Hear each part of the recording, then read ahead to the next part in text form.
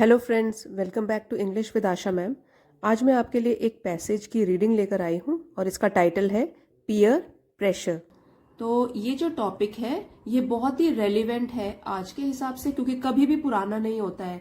हमेशा आप देखेंगे कि हर एज ग्रुप के लोगों को एक प्रेशर बना रहता है, दबाव बना रहता है अपने अपने साथियों से। तो पीयर का मतलब होता है सेम एज या सेम पोजीशन।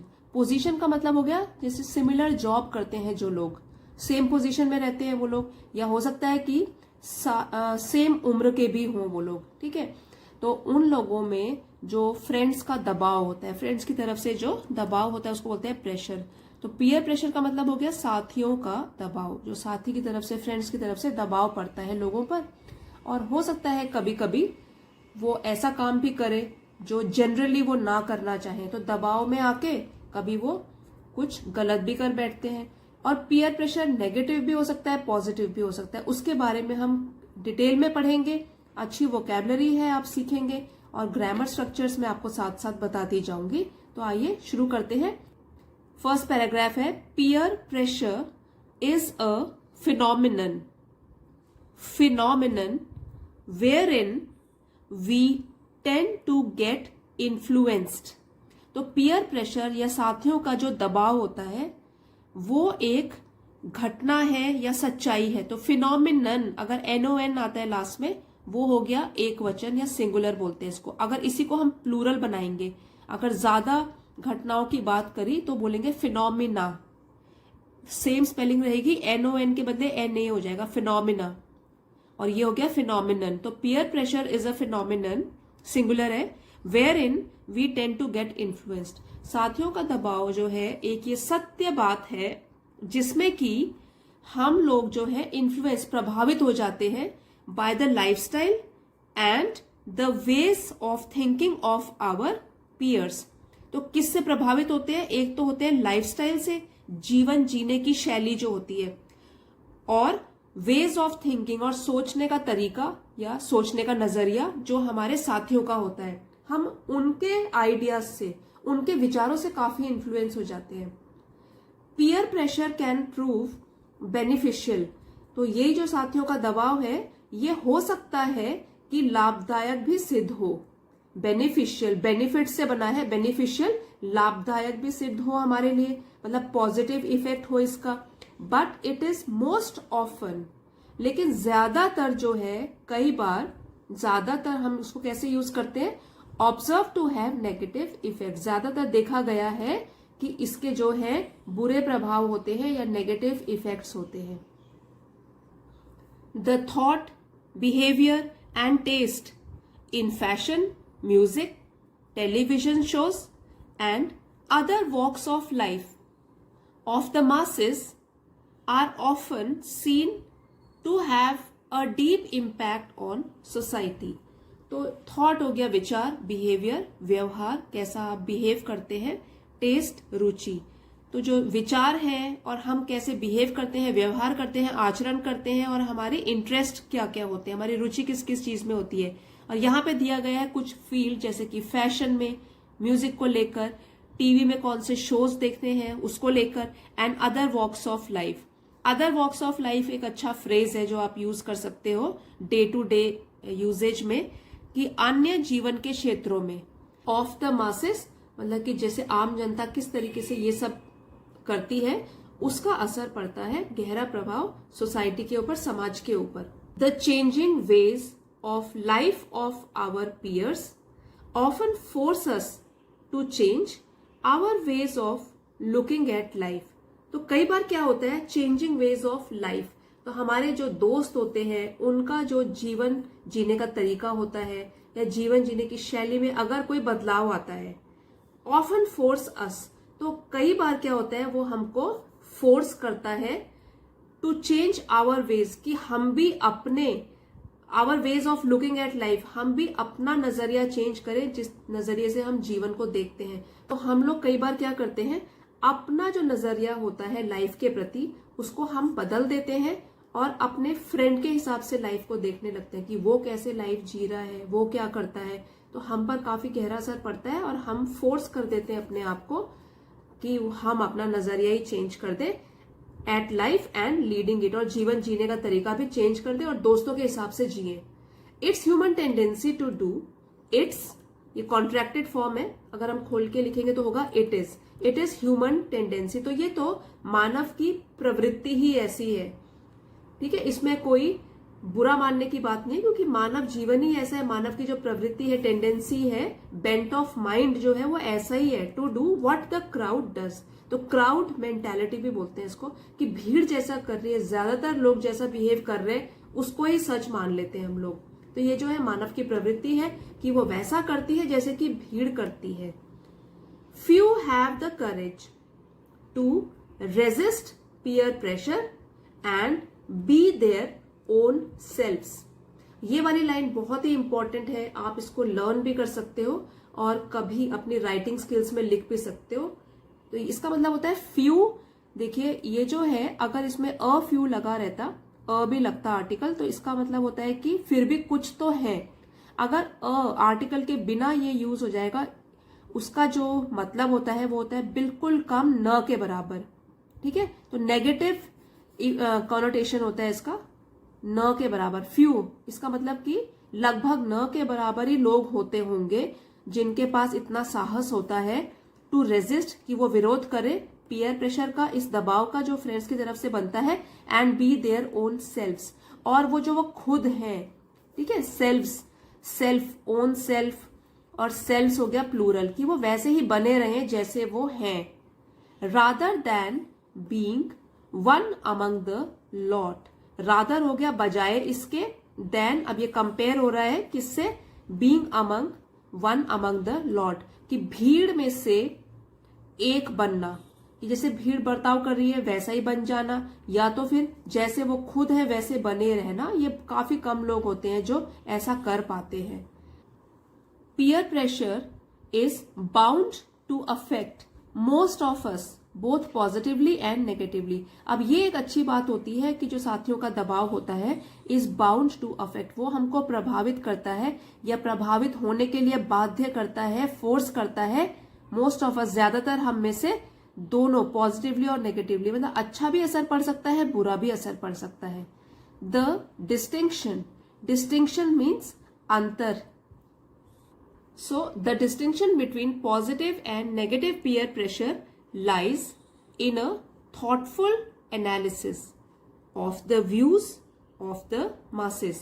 तो अगर हमको ये बताना है कि peer pressure जो है वो दबाव पॉजिटिव है, अच्छा है, कि नेगेटिव है, बुरा है, तो इसके लिए क्या है, थॉटफुल एनालिसिस। तो हमको बहुत ही विचारशील तरीके से इसका एनालिसिस करना पड़ेगा, इसका विश्लेषण करना पड़ेगा, इसका डाइसेक्शन करना पड़ेगा of the views of the masses, कि जनता के क्या विचार हैं, ठीक है। तो इसमें ही अगर हम अच्छे तरीके से इसका एनालिसिस कर लेंगे, विचार करेंगे इसके ऊपर, तो हमको पता लग जाएगा कि क्या इसको करने से मेरे लिए भलाई होने वाली है कि बुराई होने वाली है।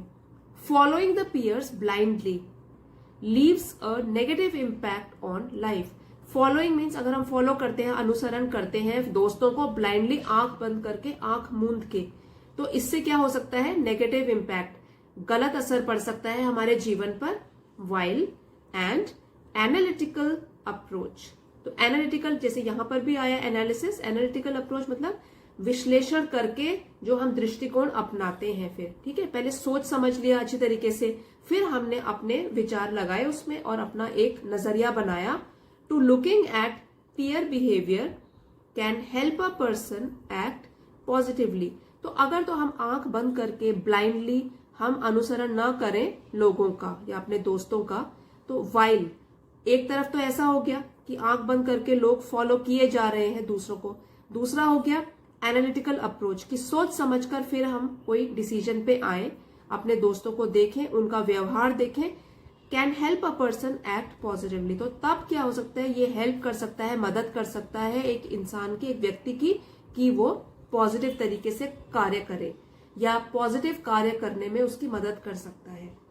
तो ब्लाइंडली कोई काम नहीं करना है, सोचना है, समझना है कि ये जो काम करने के लिए मैं बाध्य हो रहा हूं, मुझ पर फोर्स पड़ रहा है, प्रेशर पड़ रहा है, तो क्या उसका असर मेरे ऊपर अच्छा होने वाला है, बुरा होने वाला है, ये हमको सब पता होता है।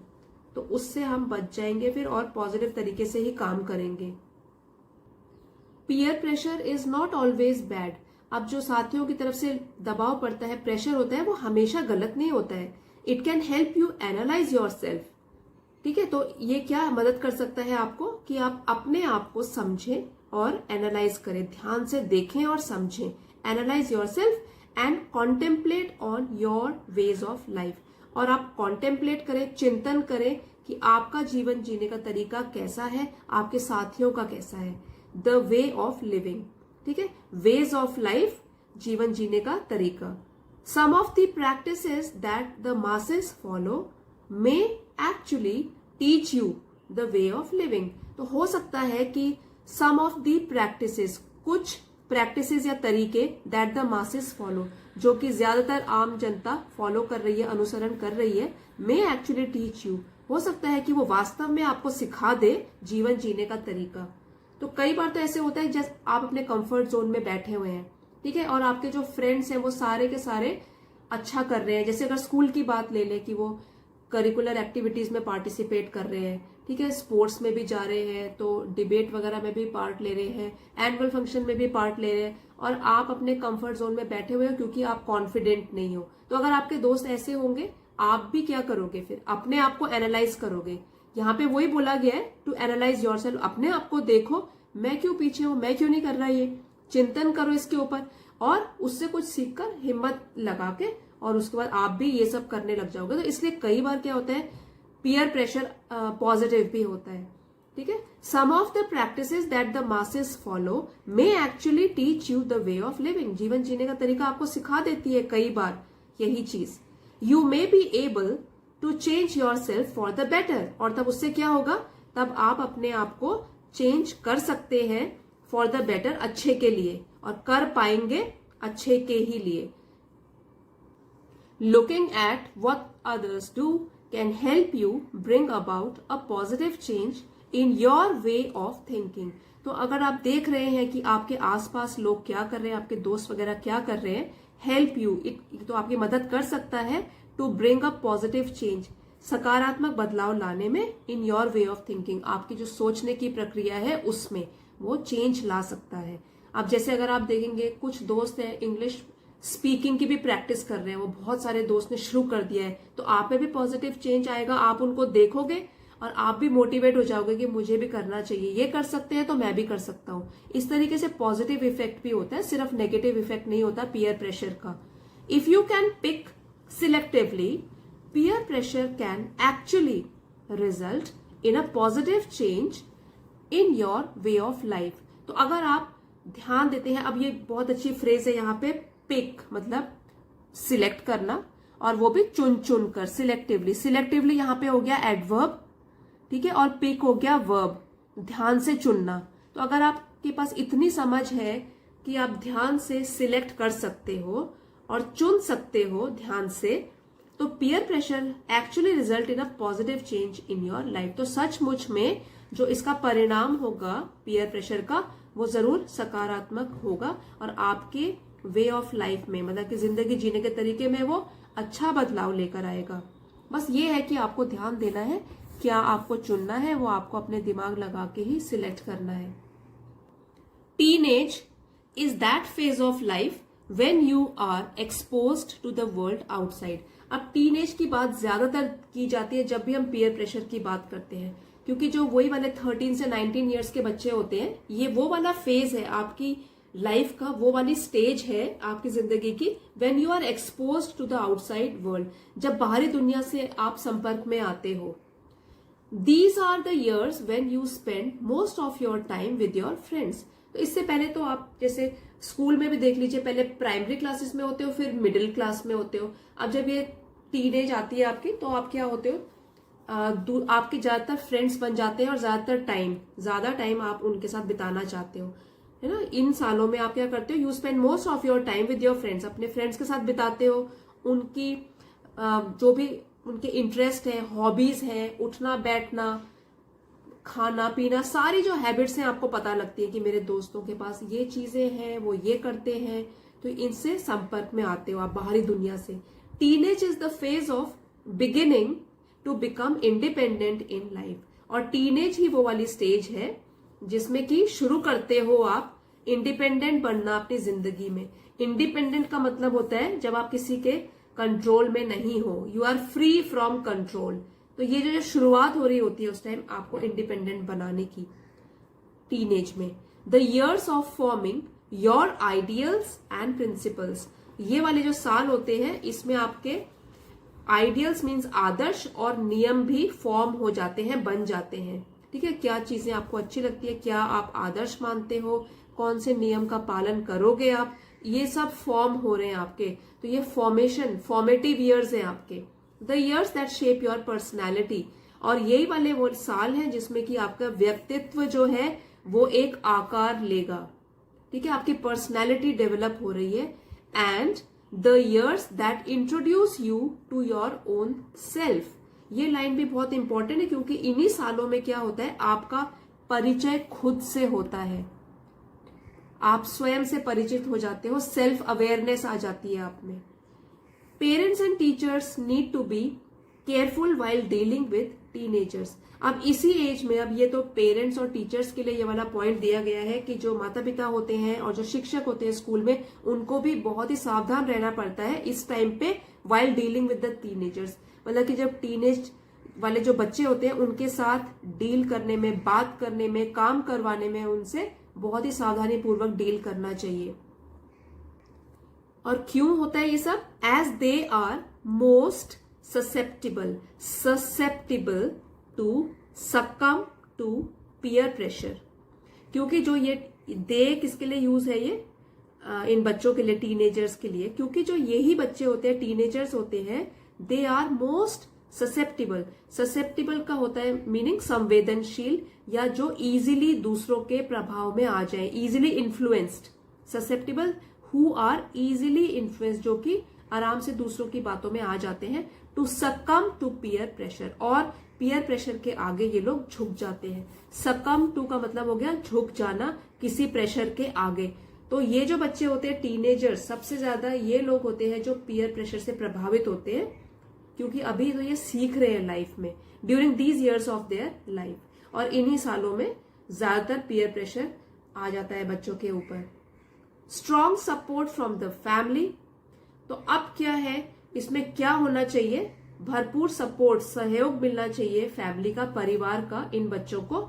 The ability to differentiate between the positive and the negative, इनमें वो क्षमता होनी चाहिए कि वो अंतर बता सके, क्या चीज पॉजिटिव है, क्या चीज अच्छी है उनके लिए, एंड द नेगेटिव, क्या चीज बुरी है। And the skill to choose friends from among the peers, ये भी बहुत अच्छी बात है, आप समझिए इसको। और उनमें वो कौशल होना चाहिए कि वो चुन सकें friends from among the peers, कि वो साथियों में से, अपने साथियों के बीच में से दोस्त चुन सके। आपको शायद समझ आ रहा होगा कि वो इतनी क्षमता उनमें आ जाए कि बहुत सारे होते हैं उनके साथी जिनके साथ उठना बैठना होता है, लेकिन उनमें से दोस्त तो बहुत कम होते हैं जिससे कि वो अपने मन की बातें शेयर करते हैं। तो इतनी एबिलिटी उनमें हो, इतनी क्षमता हो कि वो पता लगा सके क्या चीज मेरे लिए अच्छी है, क्या चीज मेरे लिए बुरी है, और साथियों में से अपने दोस्तों का चुनाव भी खुद कर सके। तो अगर इतना हो जाता है कि सपोर्ट मिल गया फैमिली का, फिर उनको ये पता लग गया क्या चीज सही है, क्या चीज गलत है, और ये जो कौशल है कि दोस्तों को चुनना, सही दोस्तों को चुनना, ये अगर आ गया तो it will definitely help keep away from negative peer pressure. तो उनको जरूर सहायता मिलेगी निश्चित रूप से कि वो नकारात्मक प्रभाव जो होता है, सहकर्मियों का प्रभाव होता है उनके ऊपर, दबाव होता है उनके ऊपर, उससे वो बच सके नकारात्मक, और सिर्फ पॉजिटिव पीयर प्रेशर ही उनको अफेक्ट कर सके और वो कुछ ना कुछ हमेशा सीख सके।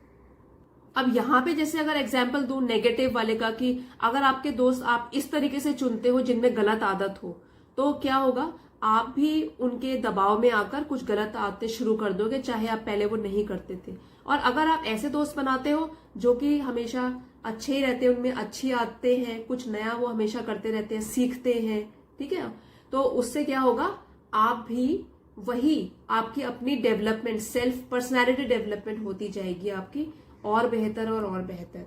तो आई होप आपको इतना तो समझ में आया होगा कि पीयर प्रेशर क्या होता है, पॉजिटिव पीयर प्रेशर क्या होता है, नेगेटिव पीयर प्रेशर क्या होता है और क्या क्या सावधानियां आपको रखनी चाहिए। लास्ट पैराग्राफ में पूरा का पूरा बता दिया है कि किस तरीके से आपको हमेशा नेगेटिव से दूर रहना है और सिर्फ पॉजिटिव की तरफ जाना है। सो फ्रेंड्स, आई होप आज के वीडियो से आपने जरूर कुछ ना कुछ नया सीखा होगा। वीडियो हेल्पफुल रहा है तो प्लीज लाइक शेयर जरूर कीजिएगा और चैनल पे नए हैं तो इसे सब्सक्राइब भी कर लीजिए। मिलते हैं अगले वीडियो में। Thank you everybody for watching.